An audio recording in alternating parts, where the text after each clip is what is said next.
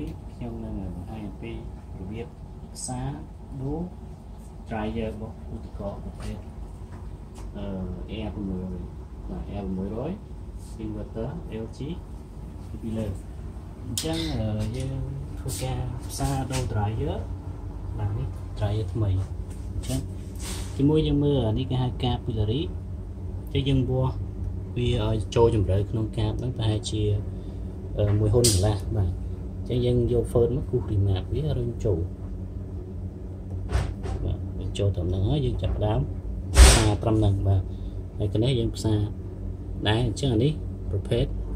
spawn និង dera បាទអញ្ចឹងយើងត្រូវប្រើទឹកផ្សារនេះបានយើងផ្សារជាប់បាទទឹកផ្សារសម្រាប់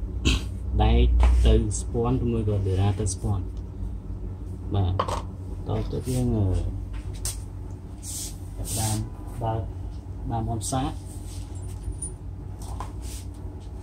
យើងបើអានេះពណ៌ក្រហមគឺហ្គាស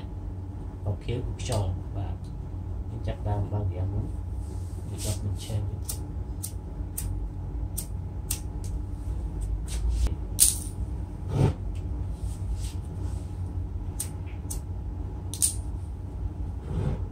ចឹងមានដំបូងយើងបើកវាស្រេទៅវិញឲ្យភ្លើងវាឆេះល្អសិនមកយើងផ្សារមក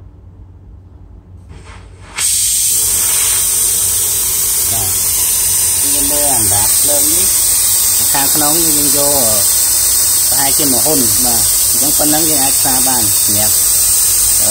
កាបនិង dryer បាទអញ្ចឹងអានេះកាបចូលទៅ dryer គឺពាន់ហើយនឹងពាន់បាទអញ្ចឹងយើងអាចផ្សារទឹកផ្សារទៅពេកយើងប្រាក់ផ្សារទៅពេកមិនបាច់ចាំប្រើទឹកផ្សារក៏បានដែរបាទព្រោះនេះវាពាន់នឹងពាន់ពេលយើងរោលវាឲ្យក្រហមសិនបាទ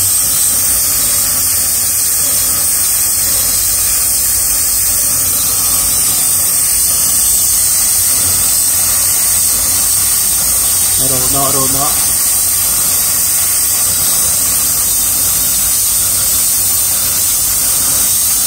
ចាំក្រហមយើងដាក់ប្រាក់ផ្សារចូល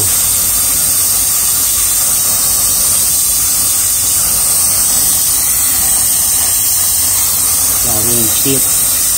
ជាមួយសាតបាទហើយយើងលើចំណុចសំខាន់នេះគឺខាងស្ពាន់និង dera ខាង hotline អញ្ចឹងយើងត្រូវប្រើទឹកផ្សារអញ្ចឹងរបៀបមុននឹងផ្សារយើងត្រូវសម្ដៅប្រាក់ផ្សារយ៉ាងក្រៅទៅហើយយើងជ្រលក់ជាមួយនឹងទឹកផ្សារបាទយើងត្រូវផ្សារលាយវាឲ្យស៊ីសាច់គ្នាសិនបាទយើងវាទៅបាទយើងថាទឹកផ្សារនិងប្រាក់ផ្សារវាស៊ីសាច់គ្នាសិនបាទវារងចូលហើយយើងផ្លុំវាហើយ2 ទៅ 3 ដងទឹកផ្សារហ្នឹងបាទឲ្យវាស៊ីសាច់មួយអញ្ចឹងទៅមកតាមយើងចាប់ផ្ដើមយកទឹកផ្សារជាមួយនឹង dryer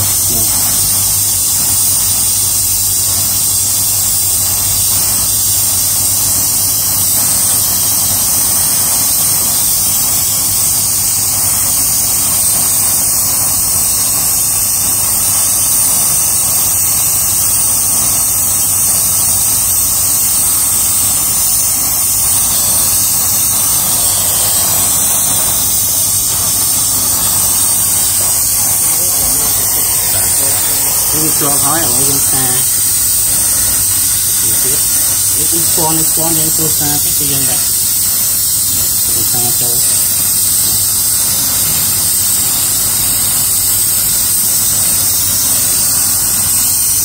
បាទហើយយើងធ្វើការចាប់ផ្ដើមបិទអានេះគឺចំណុចសំខាន់ណាស់ដែលយើងបិទគឺបិទហ្គាសមុនបាទបានវាអត់ផ្ទុះបើសិនយើងបិទខ្យល់មុនវាអាចផ្ទុះបាទយើងបិទខ្យល់តាមក្រោយអូខេអញ្ចឹងឥឡូវយើងបញ្ចប់ការផ្សារពេលផ្សារយើងត្រូវត្រៀមកណាត់សើមនេះដើម្បី xong bia xong rồi cái này là việc chẹo mình thế cha này dân đại chụp bạc này trái ở đầm bay dân về sùng về để dân tất cả 4 dân về sùng tam nắng hay nâng tam bớt pi compressor mới tiệt